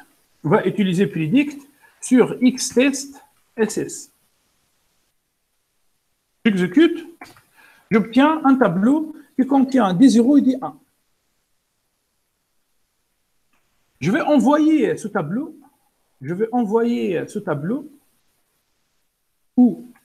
vers ypred.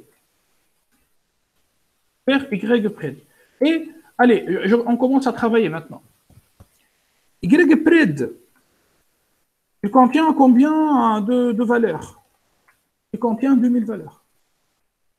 Donc, le ypred, on va le comparer à qui? À ytrain? Non. De toute manière, ytrain contient 8000 valeurs. Je ne peux pas comparer un tableau de 8000 avec un tableau de 2000. Et d'autre part, ytrain a été utilisé dans l'entraînement.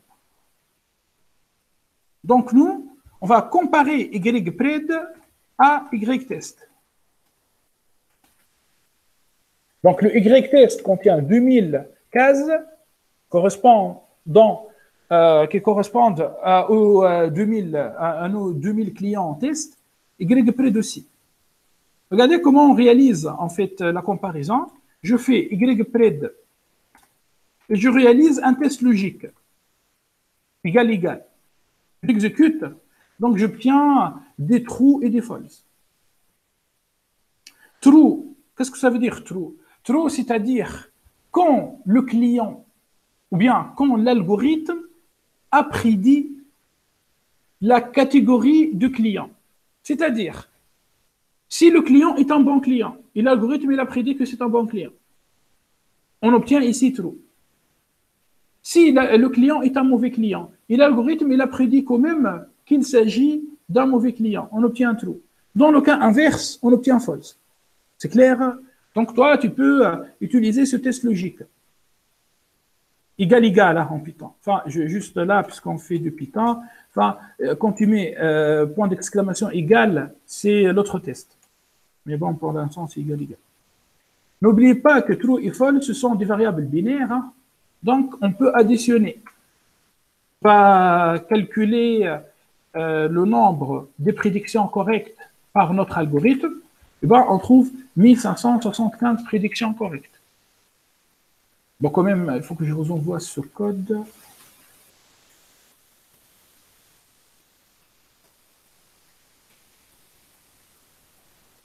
D'accord, pour que vous puissiez me suivre. Si on regarde ici, on trouve 1587 prédictions correctes. Sur combien? Sur 2000. Donc, on peut calculer ce qu'on appelle un score. Allez, je viens ici, j'écris calcul du score basé sur l'accuracy. On appelle ça en français la justesse. Mais personne n'utilise le mot justesse. Tout le monde utilise accuracy. Enfin, tout le monde. Hein. Partout sur Internet, dans les livres, on utilise accuracy. Allez, regardez, c'est quoi l'accuracy? L'accuracy, en fait, c'est le nombre de prédictions correctes divisé par le nombre total des cas. Le nombre total des cas, c'est 2000. Le nombre de prédictions correctes, 1587. J'exécute. Donc, nous avons en fait à peu près 80%. Pas mal, hein? Pas mal avec un algorithme utilisé par défaut. C'est-à-dire, est-ce qu'on a fait le tuning des paramètres de cet algorithme? Enfin, je vous pose une question. Est-ce qu'on a touché aux paramètres de cet algorithme? Non. J'ai juste changé le critère de génie vers entropie. Et on obtient quand même 80% de justesse. Pas mal. Mais on peut quand même améliorer. On veut arriver à peut-être à 90%, à 98%. Pourquoi pas? Bon, avant de passer à l'évaluation, laissez-moi quand même ici vérifier quelque chose. Je vais, au lieu d'écrire entropie, je vais mettre génie. Donc j'exécute, et on voit qu'on n'a pas amélioré. Hein. Avec l'indice du génie, on n'a pas vraiment amélioré. Enfin, 0,7935. Bon, je vais quand même marquer ça ici. 0,7935. Et quand je mets entropie, qu'est-ce que j'obtiens? Monsieur, on a amélioré, sauf que l'accuracy, مش قاعدين نحسبوا فيها صحيحة. Ah, purée. Ah, oui, Atik Saha.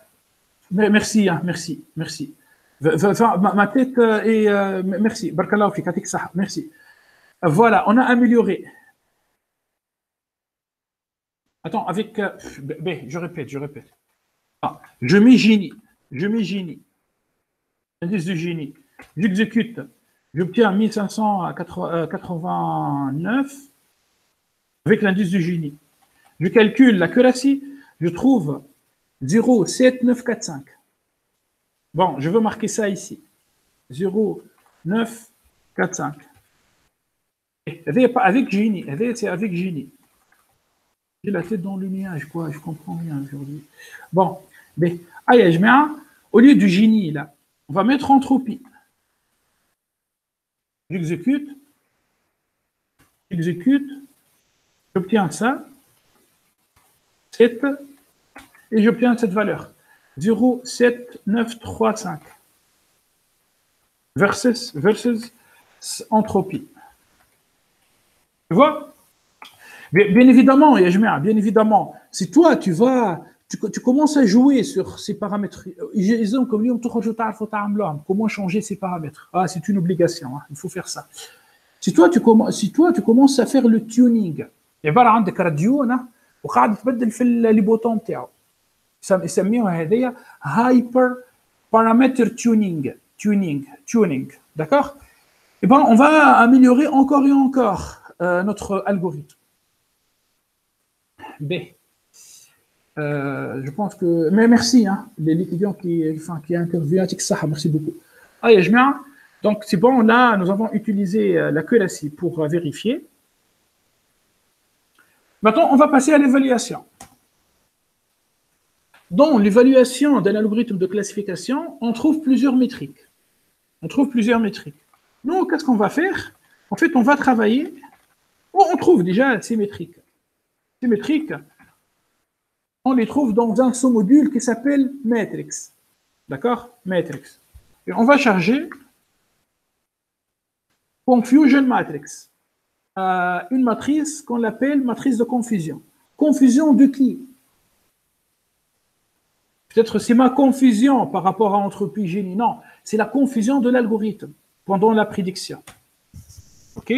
Donc, je prends la matrice de confusion, je vérifie, je trouve que la matrice de confusion prend Y true, Y pred. Allez-y, on va faire ça. On va mettre Y test, Y pred. J'exécute, j'obtiens cette matrice. Là, on va mathématiser vraiment notre évaluation. Regardez, quand toi, tu prends un client, le client possède deux états. Soit le client est 1, soit le client est 0. D'accord? Soit le client est un bon client, soit le client est un mauvais client. C'est clair. Bon, pour la réalité, c'est-à-dire 1, le client est un bon client, on travaille sur la première ligne. Donc, sur la première ligne, tu vas trouver les clients de la catégorie numéro 1. Quand tu fais 1373 plus 212, tu vas trouver les clients qui ont 1 dans Y. Test. Maintenant, l'algorithme, il va réaliser sa prédiction. Soit l'algorithme va classer le client 1 comme un client 1. Est-ce que l'algorithme se trompe ici? Non. Le client, c'est un bon client. L'algorithme, il a classé ce client comme un bon client. C'est un vrai positif. On appelle ça un vrai positif. Question. Oh, tu trouves, toi, les vrais positifs. On les trouve ici, dans la première case. Donc, avec notre configuration, avec cette configuration, à l'aide de l'entropie, du critère entropie. Enfin, je répète, pour que je vérifie juste une deuxième fois. Avec l'entropie, comme critère utilisé dans l'algorithme arbre de décision, j'ai 1374 vrais positifs. Un bon client classé par l'algorithme comme un bon client. Bon, je vous donne quand même le terme en anglais, c'est true positive. Au cas où vous allez chercher sur Internet, vous allez trouver TP. TP, hein, pas VP. TP en anglais. True positive. Donc c'est bien, hein, c'est bien. 1374, c'est bien. Deuxième cas. Allez, je mets un deuxième cas. Soit l'algorithme va classer le client 1 comme un client 0. Ici, l'algorithme va se tromper. Il va réaliser cette classification à tort. Donc, le client, c'est un bon client. Et lui, il classe ce client comme un mauvais client. On appelle ça un faux. Malheureusement, c'est faux, hein, mais c'est positif. Pourquoi positif? Pourquoi positif? Car je suis en train de travailler à la base avec un bon client. Enfin, un client qui reste dans l'entreprise, c'est un bon client pour toi, car il va générer des chiffres d'affaires. Un client qui n'est pas risqué, c'est un bon client, il va générer un chiffre d'affaires. Mais l'algorithme, il se trompe. Donc, en anglais, on dit false positive. FP. Maintenant, question, où tu trouves les faux positifs? Tu vas trouver les faux positifs ici. Première ligne de la matrice de confusion, deuxième colonne. Première ligne, deuxième colonne. Nous avons 211 faux positifs. Quand même, c'est beaucoup, hein? L'algorithme se trompe sur 211 faux positifs. Après, je vais revenir comment tu fais, toi, dans ton métier, c'est-à-dire quand tu travailles réellement en sciences de données, comment tu fais. On va discuter, on va réaliser une discussion sur ces faux positifs. Je continue. Troisième possibilité. C'est quoi la troisième possibilité? L'algorithme va classer un client 0. Un client 0, c'est un mauvais client. Comme un client 0. Eh bien, c'est un vrai, c'est une prédiction correcte. Donc, vrai. C'est un vrai négatif. C'est un vrai négatif. En anglais, on dit true negative. True negative. Et on écrit TP. TN, pardon. TN. Où on trouve les vrais négatifs? Où on trouve les vrais négatifs? Regarde avec moi. Les positifs se trouvent sur la première ligne. Donc, les négatifs se trouvent sur la deuxième ligne. Et c'est un vrai négatif.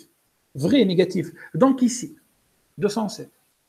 Tu vois? Donc, encore une autre fois, sur la diagonale de la matrice de confusion, tu vas trouver les bonnes prédictions. Donc, vrai négatif. Le client est un mauvais client, ok, on va perdre de l'argent avec ce client, mais l'algorithme, il a classé correctement ce client. C'est un vrai négatif. Aucun souci ici. Maintenant, le cas qui présente vraiment un vrai problème. Et ben, c'est le 208 qui reste ici. L'algorithme va classer le client 0, c'est-à-dire un client négatif, comme un bon client. Quand nous avons un faux négatif. Nous avons un faux négatif. False négatif. Et là où les problèmes commencent. Les problèmes par rapport vraiment au métier. Hein. Mais tout d'abord, on trouve FN. FN représente un grand problème. On trouve les FN. On trouve les FN ici. Deuxième ligne, première colonne, donc 208. Je te donne un cas concret. Imagine, une personne est malade, c'est-à-dire cette personne est atteinte, par exemple, du coronavirus, Covid-19, par exemple. Cette personne se présente à un hôpital. Bon, elle a des symptômes, toux et température élevée. La personne va aller visiter un hôpital. Donc, qu'est-ce qu'il va faire le médecin? Le médecin, il va réaliser un test. Le test ici, c'est notre algorithme, arbre de décision. Il y a deux possibilités dans le test. Soit le test, il va dire que cette personne est atteinte avec le coronavirus. Donc, c'est quoi? TP? Non, c'est pas positif. La personne, elle est malade. C'est TN, true négatif. La personne, elle est malade. Et le test a prédit ou bien a montré que cette personne, elle est malade. Donc, c'est un true négatif. Aucun souci.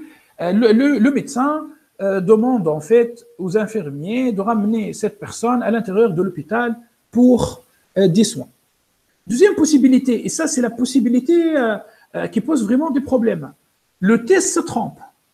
La personne, elle est malade, donc c'est négatif. Et le test dit que cette personne n'est pas malade. Donc c'est un faux négatif. Finalement, on renvoie la personne chez elle, et ben, elle va mourir à la maison. C'est un faux négatif. Donc, les faux négatifs, c'est le mal qui se trouve dans les algorithmes de classification.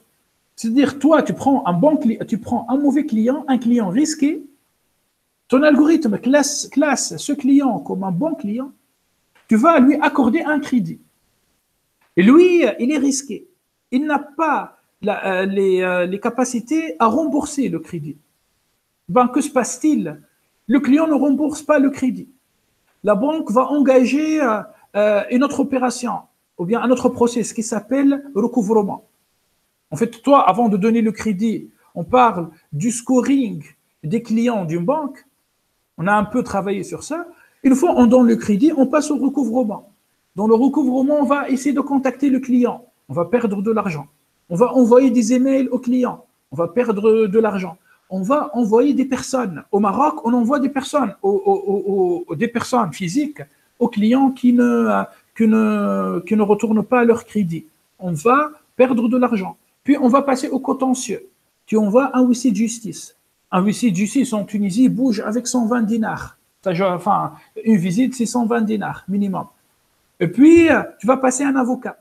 Tu vas engager des charges au niveau des tribunaux. Tu vois? Donc, les clients risqués, classés à tort par l'algorithme comme des bons clients, posent beaucoup de problèmes. Attention, s'il vous plaît, aux faux négatifs. Autrement dit, un algorithme qui donne une meilleure justesse, c'est-à-dire accuracy, il donne beaucoup de FN, c'est un mauvais algorithme. Et là, peut-être je suis en train de compliquer, enfin, les choses commencent à devenir un peu compliquées pour vous. Arrêtez-moi. Hein. Si tout est clair, vous me dites. Hein. Tawa, qu'est-ce qu'on va faire? En fait, on peut, à l'aide de cette matrice de confusion, on peut dresser un rapport. On peut dresser un rapport. Donc, regardez, je vais travailler avec Matrix, encore. Et je vais utiliser un classification. Voilà, classification report. Un rapport de classification. Par contre, là, il faut utiliser print. Hein. Rapport de classification. Puis, je mets Y test, virgule, YPRED. J'exécute. J'obtiens un indicateur qui s'appelle précision, un indicateur qui s'appelle recall, rappel, et un autre indicateur qui s'appelle F1 score. J'obtiens ici l'accuracy, mon accuracy, la justesse. Allez, je vais vous expliquer tout ça.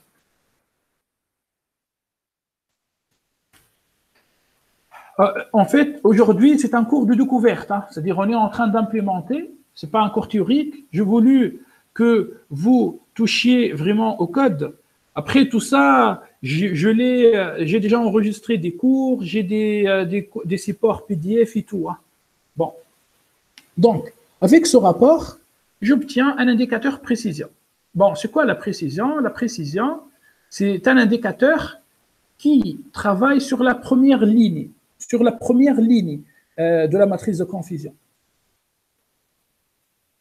C'est-à-dire, je prends les VP, les vrais positifs, et je divise les vrais positifs, les VP, par la somme de la première ligne, et par la somme des V. Voilà. Par contre, le rappel permet de tenir compte des faux négatifs.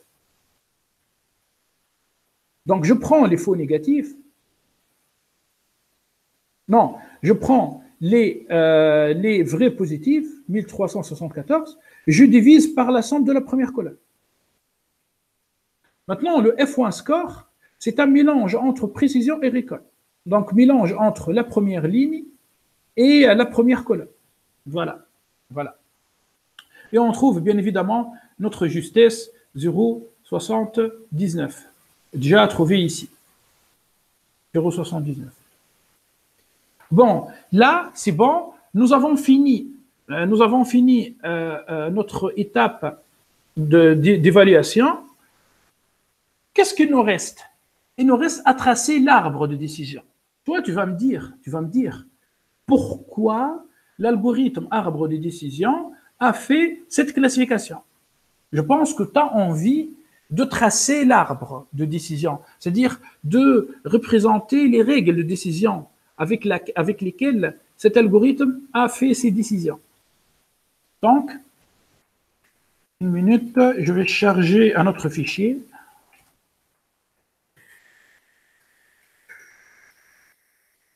Voilà, hands-on, hands-on.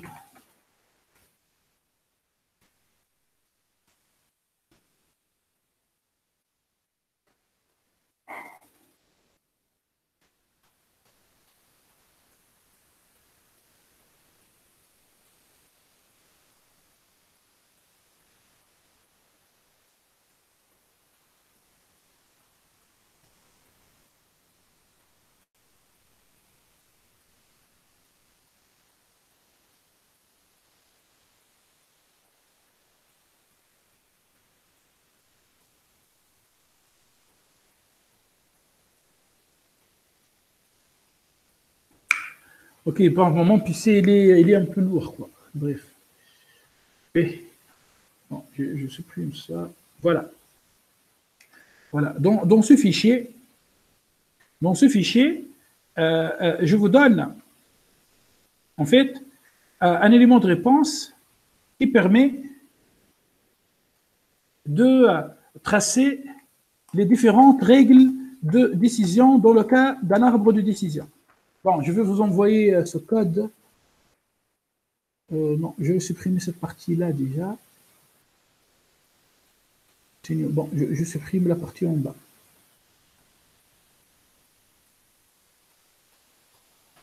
Voilà.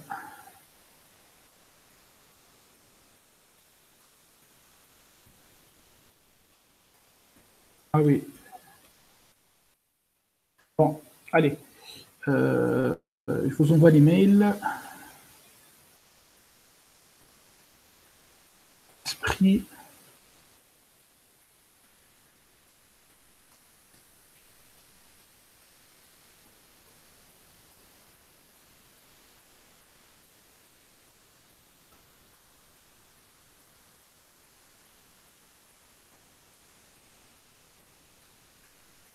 Vous aurez besoin de la dernière version, ou bien d'une nouvelle version de Scikit-Learn.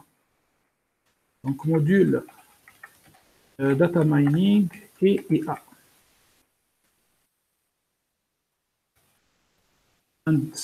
On decision is code. S'il vous plaît, essayez de télécharger ce fichier. Allez. Qu'est-ce qu'on peut faire avec ce fichier? Rapidement. Ce fichier, en fait, d'une part, il applique. Bon, je vous attends un peu. Est-ce que c'est bon? Vous avez téléchargé le fichier? Ce fichier, ou bien ce code, permet, d'une part, d'appliquer l'algorithme arbre de décision, Decision Utility Classifier. Voilà. D'autre part, de réaliser le tuning, c'est-à-dire le réglage des différents hyperparamètres, les paramètres de l'algorithme arbre de décision, avec un grid search CV. Grid search, c'est-à-dire recherche sur grille. C'est-à-dire, toi, tu prends un paramètre, tu lui donnes un intervalle 0, 0,1, 0,2, 0,3, 0,9, 1, et puis tu demandes à l'algorithme grid search de répéter l'exécution de l'algorithme, et puis tu vas obtenir en fait le meilleur algorithme qui dispose du meilleur score. Là, vous êtes en train de voir Trinity Split, ça c'est facile pour vous, mais la chose nouvelle, c'est cross-val score, validation, c'est-à-dire le score calculé via une validation croisée, puis validation curve, courbe de validation, et learning curve, courbe d'apprentissage. Bon, ici, en fait, je travaille avec des données faciles, hein. Les fleurs iris. Ce sont des données qui se trouvent déjà dans Scikit-Learn. Allez, dites-moi, appliquez-moi cet algorithme et dites-moi, est-ce que ça marche chez vous? Bon, ici, lui, il me dit que plot tree is not defined. Il faut que plot tree. Pourquoi plot tree is not defined?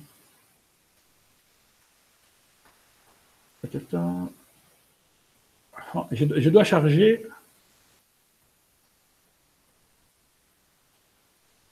Bon.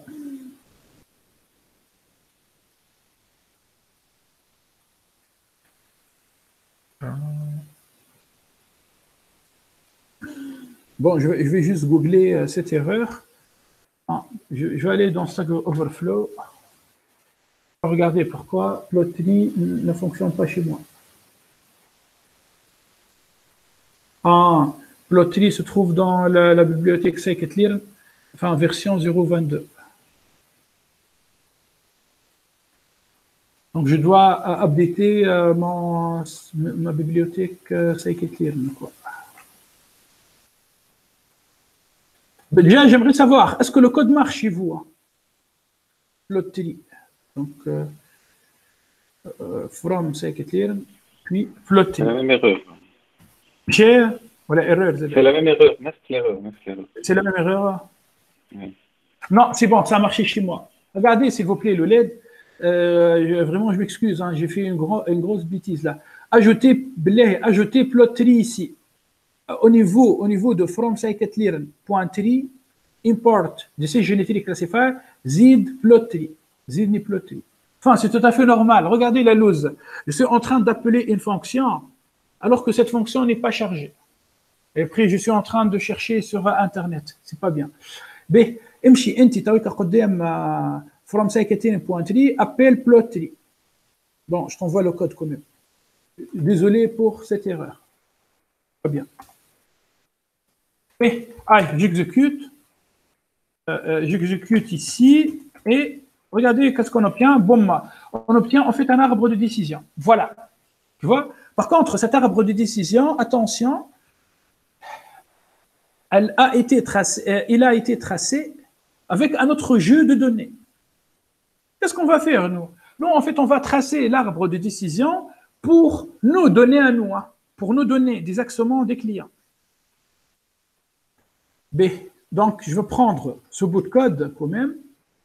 Je reviens à notre fichier initial et j'exécute. Allez, on compte ensemble.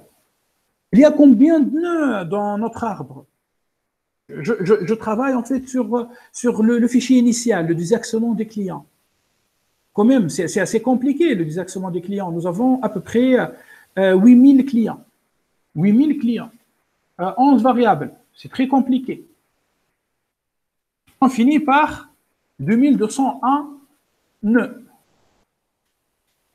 Enfin, tu peux trouver cet attribut dans, tu fais des t, point, tri, point, et dans cet attribut, en fait, tu peux trouver d'autres attributs. Comme node count. Je prends ce bout de code ici. Je vais prendre ce bout de code. Et bon, je ne veux pas prendre feature names iris. Hein, je vais prendre plutôt x. X.columns. On va travailler avec les colonnes. X.columns.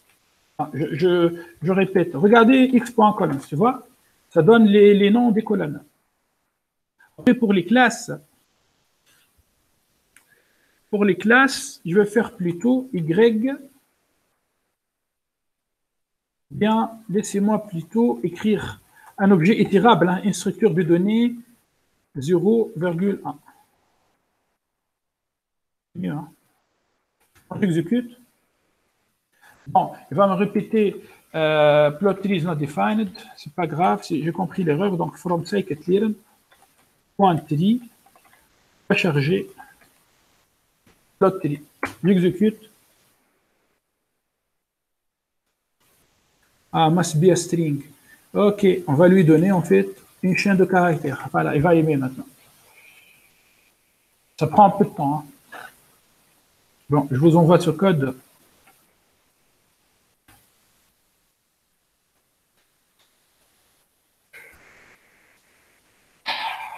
On va tracer vraiment un grand arbre. Hein. Il contient 2201 nœuds. Bon, je veux pas, je vais attendre le code. Je veux passer donc, je veux pas attendre le code. Je veux passer en fait à une autre partie du fichier du nouveau fichier, donc export texte. Donc je vais aller charger export texte. Ah, c'est bon, je l'ai là déjà. Bon, j'exécute. Voilà, on obtient donc les différentes règles de décision avec export texte. On va faire ça ici. Alors, comme ça, point tree, plot tree. Je vais lui dire plutôt export text. Bon, il est un peu occupé, donc feature names, c'est pas ça, c'est pas Iris. Feature names, c'est x.columns. Bon, peut-être. Voilà, ah, tu vois, c'est beau, hein? Tu vois l'arbre de décision? C'est un arbre très compliqué. Hein? Ah. Maintenant, dites-moi comment on va traiter cet arbre. Voilà. Est-ce que tout le monde a obtenu cet arbre? C'est un arbre qui contient une racine.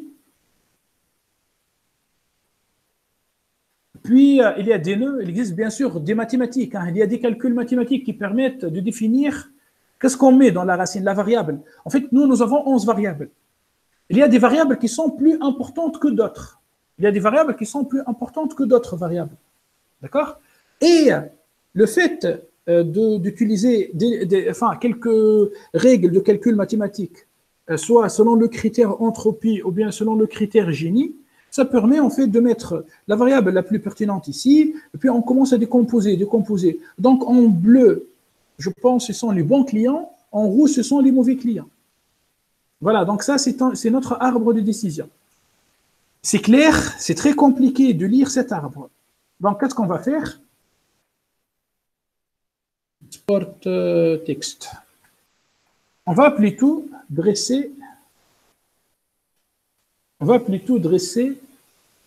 un truc comme ça, c'est-à-dire les différentes règles de décision. Voilà. Et lui, il a un petit souci là. Qu'est-ce qu'il nous dit? The truth value of index is ambiguous. Use un petit.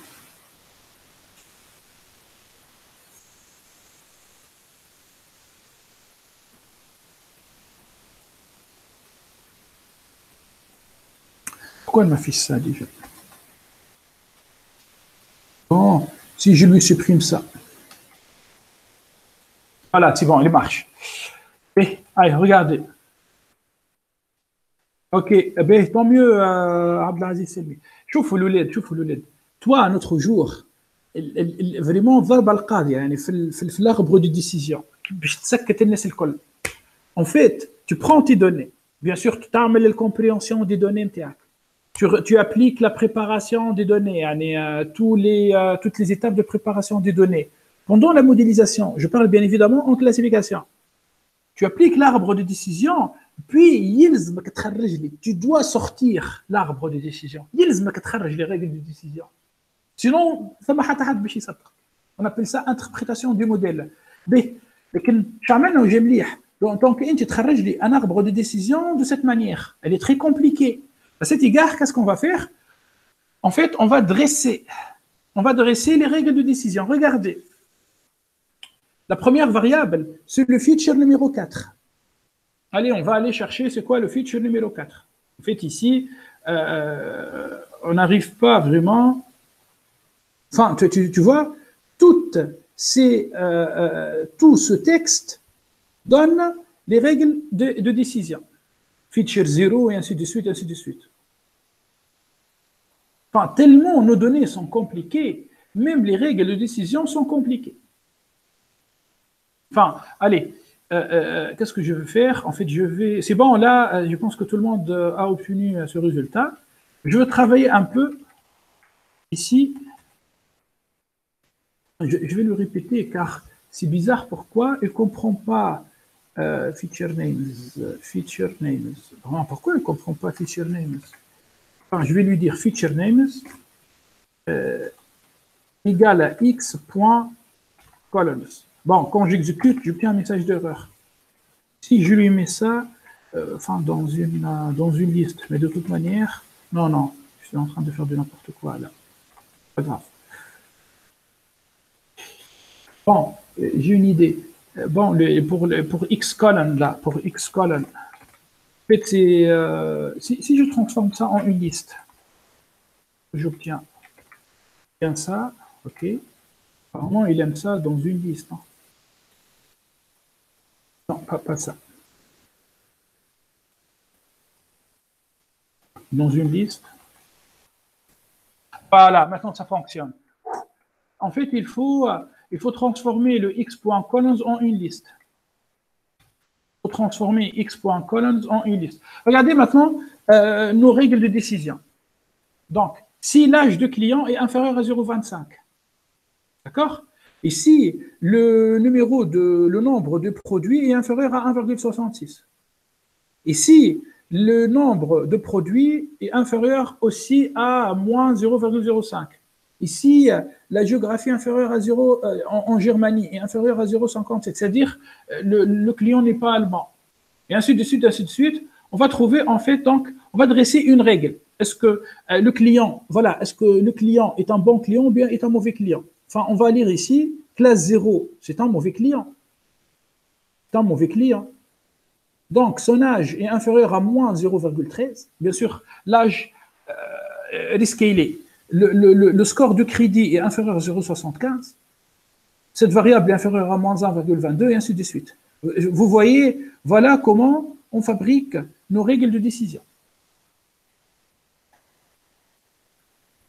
Bon, peut-être là, c'est pas vraiment top, hein, puisque on n'a pas vraiment la vraie valeur de l'âge. Mais toi, qu'est-ce que tu peux faire?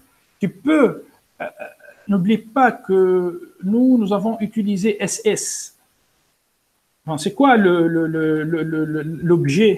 qui fait Sanderscaler SS? Eh bien, tu me fais inverse transform. Tu vas me faire en fait une transformation à l'envers. Tu vas sortir, qu'est-ce que ça veut dire? Un âge supérieur à 0,35. Tu vas sortir vraiment le vrai âge. Voilà pour aujourd'hui. Bon, je veux quand même vous envoyer ce code. Et demain, on va essayer en fait d'améliorer cet arbre, car c'est un arbre vraiment très compliqué. Voilà. Bon, juste, je vais prendre en fait un print screen des présents, si vous me permettez.